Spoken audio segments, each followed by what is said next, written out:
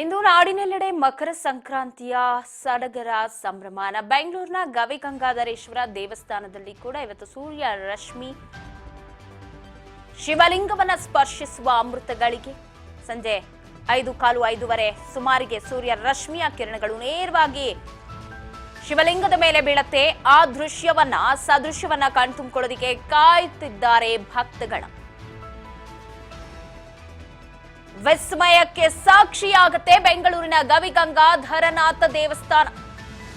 ಸಂಜೆ 5:15ರಿಂದ 17ರವರೆಗೆ ಸೂರ್ಯ ರಶ್ಮಿಯ ಸ್ಪರ್ಶ ನೇರವಾಗಿ ಶಿವಲಿಂಗದ ಮೇಲೆ ಬೀಳತ್ತೆ. ಪ್ರತಿದಿನ ಬೀಳಲ್ಲ ನೋಡಿ, ಇದು ಸಂಕ್ರಮಣದ ದಿನ ಮಾತ್ರ ಸೂರ್ಯ ರಶ್ಮಿ ಕಿರಣಗಳು ನೇರವಾಗಿ ಶಿವಲಿಂಗದ ಮೇಲೆ ಬೀಳತ್ತೆ. ಅದಕ್ಕೆ ಅದು ಅಷ್ಟೊಂದು ವಿಶೇಷತೆಯನ್ನ ಪಡೆದುಕೊಂಡಿದೆ ಅಂತಾನೆ ಹೇಳ್ಬೋದು.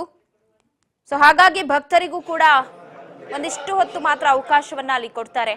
ಮಧ್ಯಾಹ್ನದ ನಂತರ ಕೂಡ ಅಲ್ಲಿ ಭಕ್ತರಿಗೆ ಅವಕಾಶ ಇರಲ್ಲ, ಯಾಕಂದ್ರೆ ಅವರೆಲ್ಲ ಸಿದ್ಧತೆಯನ್ನ ಮಾಡ್ಕೊಳ್ಬೇಕಾಗುತ್ತೆ ಅನ್ನುವಂತಹ ಕಾರಣಕ್ಕೆ. ಸೊ ಹಾಗಾಗಿ ಬೆಳಗ್ಗೆ 4 ಗಂಟೆಯಿಂದಲೇ ಗವಿಗಂಗಾಧರನಾಥ ದೇವಸ್ಥಾನಗಳಲ್ಲಿ ವಿಶೇಷ ಪೂಜೆಯಲ್ಲಿ ಪಾಲ್ಗೊಳ್ತಾ ಇದ್ದಾರೆ ಭಕ್ತಗಣ.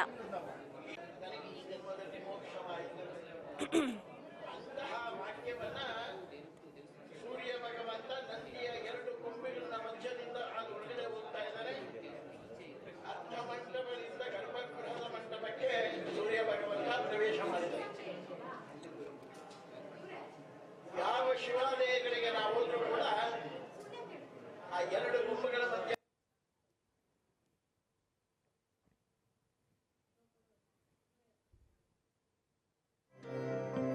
ಅಘೋರೇಭ್ಯೋ ತಘೋರೇಭ್ಯೋ ಅಘೋರಘೋರತರೇಭ್ಯಃ ಸರ್ವೇಭ್ಯಃ ಸರ್ವೇಭ್ಯೋ ನಮಸ್ತೆ ಅಸ್ತು ರುದ್ರರೂಪೇಭ್ಯಃ.